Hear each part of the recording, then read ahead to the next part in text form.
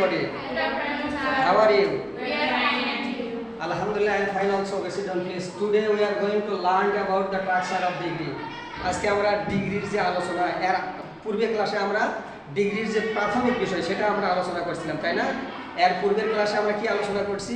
ডিগ্রির যে প্রাথমিক মানে কাকে বলে, এর প্রকারভেদ কি, এটা নিয়ে আমরা আলোচনা করছিলাম। আজকে আমরা কি আলোচনা করব? ডিগ্রির সাধারণ গঠন।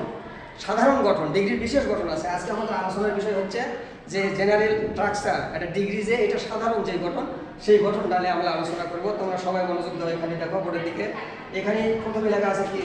এটা লেখা আছে পজিটিভ, তারপরে কম্পারেটিভ, তারপরে সুপারলেটিভ। পজিটিভ ডিগ্রির বৈশিষ্ট্য দেখো, প্রথমে সাবজেক্ট, তারপরে ভার্ব, তারপরে এস, তারপরে অ্যাডজেক্টিভের পজিটিভ ফর্ম, তারপরে আবার একটা এস, তারপরে তুলনীয় ব্যক্তি বা বস্তু।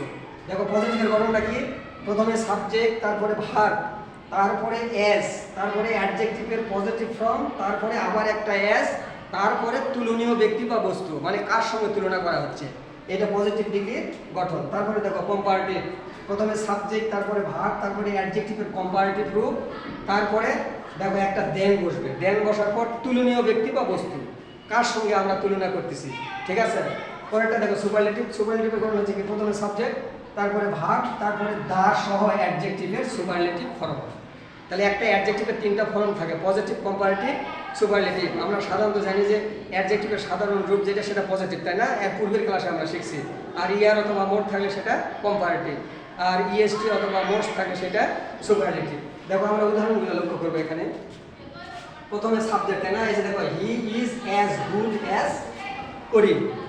হি is as good as Karim, তাহলে কি? সে করিমের মতোই ভালো, ঠিক আছে? দেখো এখানে অ্যাডজেক্টিভ এসে গুড, এর কোনো পরিবর্তন হয়নি কিন্তু, যা আছে তাই, তাই না? তার মানে এটা পজিটিভ। এরপরেরটা দেখো, হি ইজ বেটার দ্যান রহিম, সে রহিমের চেয়ে ভালো। তাহলে এখানে দেখো এই যে কি আছে? অ্যাডজেক্টিভের রূপের পরিবর্তন হয়েছে। কি পরিবর্তন হয়েছে? যে ইয়ার আছে, তাহলে ইয়ার থাকলে কি হয়? কম্পারেটিভ। আর গঠন অনুযায়ী ঠিক আছে। দেখো প্রথমে সাবজেক্ট, তারপরে ভার্ব, তারপরে অ্যাডজেক্টিভের কম্পারেটিভ ফর্ম, তারপরে দেন, তারপরে তুলনীয় ব্যক্তি বা বস্তু। এটার উদাহরণও ঠিক ছিল। দেখো প্রথমে সাবজেক্ট, তারপরে ভার্ব, তারপরে একটা এস, তারপরে অ্যাডজেক্টিভের পজিটিভ ফর্ম, তারপরে আবার এস, তারপরে তুলনীয় ব্যক্তি বা বস্তু, তাই না?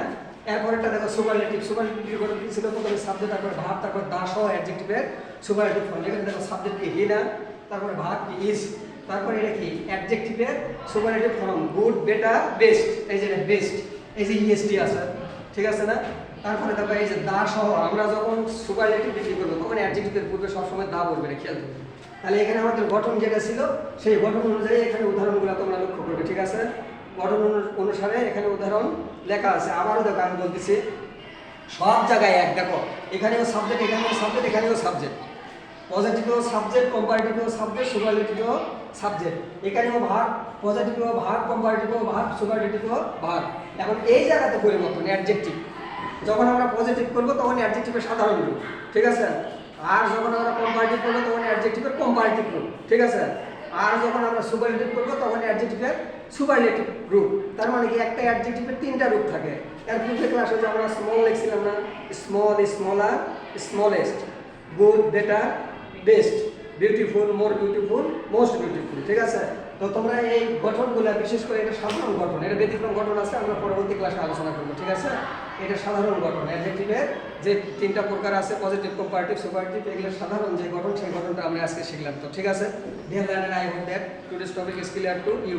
If you like my class or video, please like, comment and share. This is all for today. Goodbye and Allah.